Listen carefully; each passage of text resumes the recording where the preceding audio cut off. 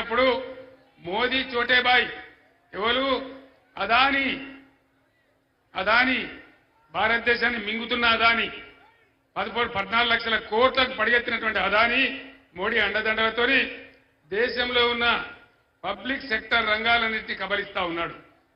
అన్నింటినీ కబలిస్తా ఉన్నాడు.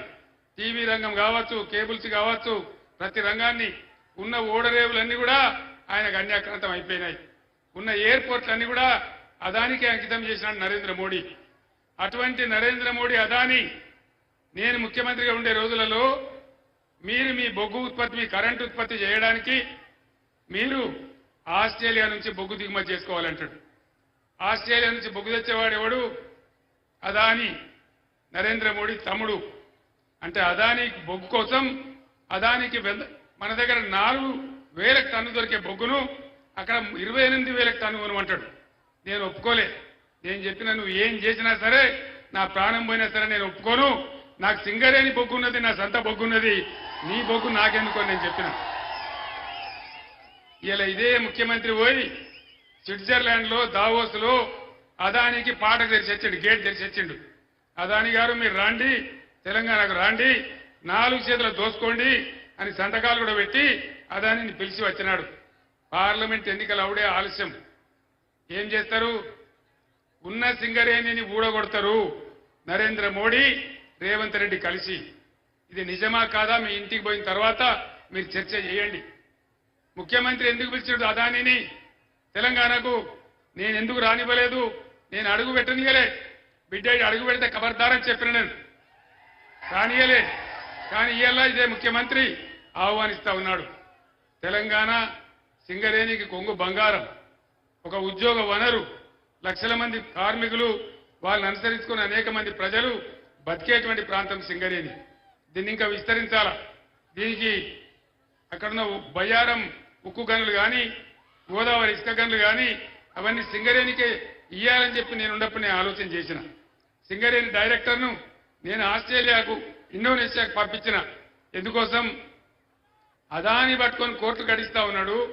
మనం కూడా పోయి అక్కడ ఎందుకు పట్టుకోవద్దు? సింగరేణి కంపెనీ ఆస్ట్రేలియాలో, ఇండోనేషియాలో పెట్టమని నేను చెప్పిన. కానీ ఇవాళ అదాని బొగ్గు తీసుకుందామని ఈ ముఖ్యమంత్రి ప్రయత్నం చేస్తా ఉన్నాడు. ఇది తేడా. రాబోయే రోజులలో ఈ ఇంత సింగరేణి ఊడగొట్టి అదానికి అప్పగిస్తే మన కార్మికుల నోట్లో మట్టి, మన ప్రజల నోట్లో మట్టి, మొత్తం సింగరేణి ప్రాంతాలన్నీ కూడా మన బతుకులు బొగ్గయ్యే పరిస్థితి ఉంటుంది. సింగరేణి కార్మికులు ఈ మాటను చైతన్యంతోనే ఆలోచించాలి. మీ నిర్ణయం అట్లా తీసుకోవాలని నేను కోరుతా ఉన్నా. ఇది చాలా ప్రమాదం, తెలంగాణకు ప్రమాదం.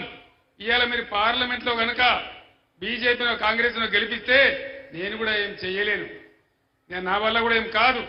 అదే కొప్పుల ఈశ్వర్ గెలిస్తే, ఈ గడ్డబిడ్డ గెలిస్తే మొత్తం బీఆర్ఎస్ ఎంపీలు పార్లమెంటులో ఎగిరి గంతేసి కొట్లాడి పీక పట్టుకొని బిడ్డ మా సింగరేణి ఎట్లా ముస్తామని చెప్పి కొట్లాడతారు తప్ప సింగరేణి మాత్రం మునిగిపోతుంది.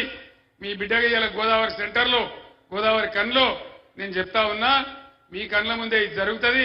తస్మాత్ జాగ్రత్త అని చెప్పి నేను మీ అందరినీ కోరుతా ఉన్నా. ఆనాడు ఉద్యమంలో ఒక దీపంతో మరో దీపం వెలిగించినట్టు ఎప్పుడైతే తెలంగాణకు ప్రమాదం వస్తుందో, ఎప్పుడైతే తెలంగాణ ప్రమాదంలో పడుతుందో మనం అందరం ఏకం కావాలి, సరైన నిర్ణయాలు తీసుకోవాలి. ఎలక్షన్లు వస్తాయి పోతాయి, కానీ ఎవరు గెలిస్తే మన హక్కులు కాపాడతారు, మన నదులు కాపాడతారు, మన సింగరేణి కాపాడతారు. దయచేసి ఆలోచన చేయాలని నేను కోరుతా ఉన్నా. అది జరగకపోతే పెద్ద ప్రమాదంలో పడతాం, చాలా పెద్ద ఇబ్బంది వస్తుంది. దానికోసం మీ కాళ్ళల్లో, చేలల్లో, మీ మధ్యలో పెరిగిన బిడ్డ, మీ బిడ్డ, సింగరేణి కష్టం తెలిసిన బిడ్డ ఈశ్వర్ గెలిస్తేనే తప్పకుండా మన హక్కుల కోసం కొట్లాడతాడు. కాబట్టి దయచేసి అన్ని వర్గాల ప్రజలు కూడా ఆలోచించి, గోదావరి కనుకున్న ఈ వైభవం, మంచిర్యాలకున్న వైభవం, ఇలా భూపాలపల్లి, సత్తుపల్లి, కొత్తగూడెం ఉన్న వైభవం సింగరేణిని కాపాడుకోవాలంటే ఖచ్చితంగా బొగ్గు గని కార్మికులు ఉన్నటువంటి పక్షాన ఉన్నటువంటి ఈయన గెలిస్తేనే బ్రహ్మాండంగా జరుగుతుంది. నరేంద్ర మోడీ 10 ఏళ్ల కిందకి రాజ్యానికి వచ్చింది. నరేంద్ర మోడీ వాగ్దానాలు ఎన్నండి? సబ్కా సాత్ సబ్కా వికాస్ అయిందా? సత్యనాశ అయింది దేశం. ఇలా మన రూపాయి విలువ ఎంత ప్రపంచ మార్కెట్లో? డాలర్ ముందు మన రూపాయి విలువ 84